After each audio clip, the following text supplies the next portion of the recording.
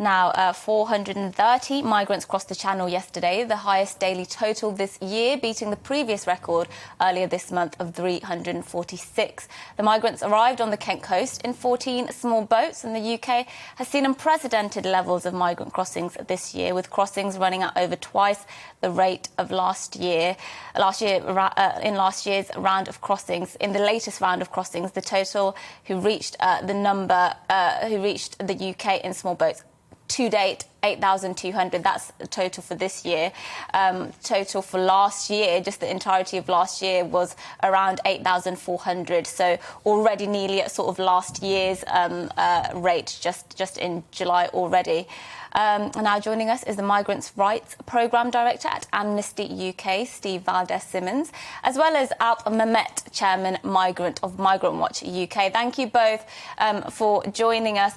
Priti Patel delivered quite the opening statement yesterday in the second reading of the Nationality and Borders Bill, in which she said the British people have had enough of open borders and uncontrolled immigration, enough of a failed asylum system that costs the taxpayer £1 billion a year. Is this new record, evidence of a failed asylum system? Steve, let's start with you. No, it's not evidence of that. It is evidence of the fact that people who wish to exercise their right to seek asylum in this country are not provided with any means to do so other than by routes such as this, which are not permitted to them in advance. So it does show what a mess has been created by not just this government, but years and indeed decades of this policy position. And it emphasises why what this bill that Priti Patel introduced yesterday in the debate is about doing is not fixing anything, but almost breaking it completely once and for all, which won't stop journeys, but will leave many more people in desperate and exploited circumstances, including in this country, because the asylum system is closed to them. Let's bring in Alp Mehmet, the chairman of Migration Watch, to this discussion. And as Mercy was pointing out yesterday, a record day, I think it was something like 14 small boats arriving across the south coast of the UK. The timing of it, along with Priti Patel making that statement, was quite something. Clearly, she wants to try, and she mentioned this yesterday, to make illegal crossings harder and penalise them with potential prison, but also to ensure that they're not tied in at the same time with those who are genuinely seeking asylum. I think most of the British population can see the sense in that. Nobody wants to turn away people who are fleeing war, for example. Do you think that the proposals that she set out is feasible? Well, I'm not sure what's eventually going to end up coming through Parliament and what is going to be legislated. But first of all, can I agree with Steve? Of course, we must help refugees, genuine refugees. We've helped. We have a record that compares with any, really, for helping genuine refugees. What we're talking about now is stemming really a huge flow of people who are making their way to this country in risky, dangerous circumstances. And frankly, not all of them are genuine refugees by any means. At the moment anyone says, I claim asylum, that's it. They're here to stay. And that's why the numbers that Mercy referred to at the start are going to go up and up and up. At the moment, we're looking at something close on to 30,000 by the end of the year. It was 297 for the whole of 2018 and under 2,000 for 2019.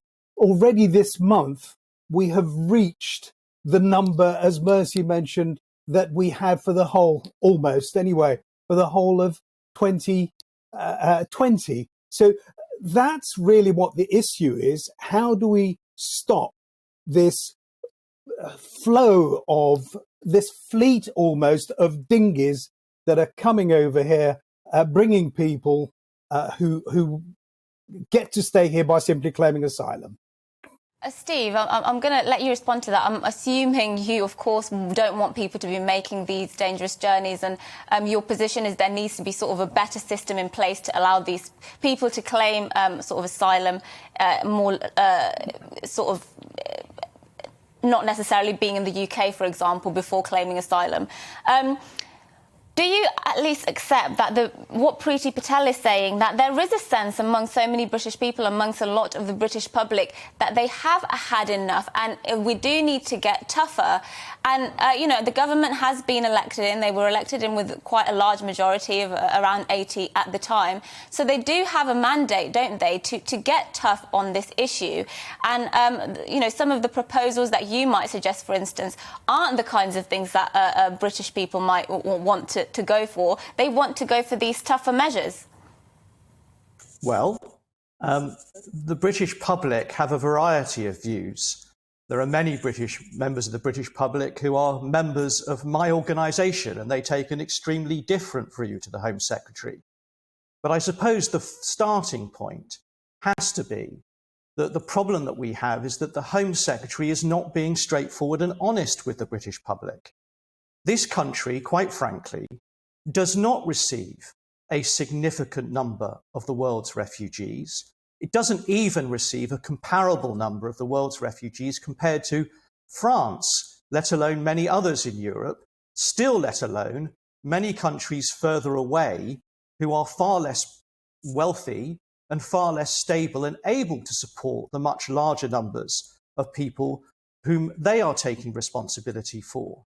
And it is also the case that this country has not, over the last couple of years, seen an increase in the number of people seeking asylum. It has seen an increase in the number of people who do so by this particular route. And we all agree that this route is dangerous. But the numbers of claiming asylum have not been going up. They may do so, but we are lagging far, far behind others. What Priti Patel is setting about to do is to punish people for making claims. What she should be about doing is removing their need to rely upon despicable smuggling gangs and other exploiters.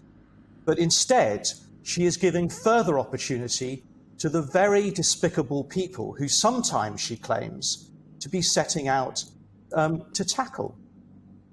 I know Priti Patel has said that she wants to tackle the criminal gangs, but I just want to put that to you, Alp Mehmet. I mean, the idea of getting tougher penalties for those that do come in illegally does have consequences for the British taxpayer. Those who arrived illegally yesterday under proposals that have been set out by the Home Secretary would see them being jailed for up to 4 years at a huge cost to all of us. It's an expensive way to try and deter people, and it may not even work. Yeah, I mean, there's all sorts of issues here that we could spend a long time discussing individually. The fact is that what we're talking about now is stopping this massive flow of people crossing illegally. This is nothing to do with whether or not they end up being legal in this country. They're crossing illegally, and the last thing we want to do is encourage it. Priti Patel wants to put an end to that. She keeps telling us she's going to do it. She was going to end it being a phenomenon. Frankly, that's pie in the sky with what has been done so far. If we are going to be serious about stopping the flow from the other side of the channel, then we've got to take some pretty firm measures.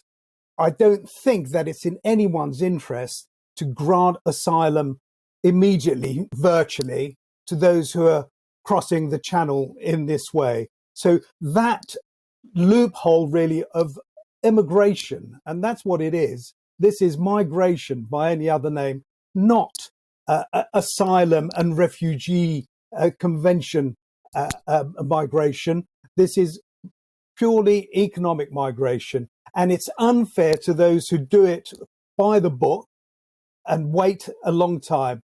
We also, frankly, if we're going to have people coming to this country to settle, you've got to think about it in advance. You've got to make arrangements. You've got to prepare for it. You can't simply say, yes, anyone who wants to settle in this country, come, we'll take you, just cross the channel in a dinghy and it'll be okay. That's the sort of message at the moment, I'm afraid, that we're sending, and that's what's got to stop. Welcome to the GB News YouTube channel. You can watch us live 24 hours a day, catch up on your favourite shows, and join in the conversation in the comments below. Don't forget to subscribe and you'll never miss any of our exclusive content.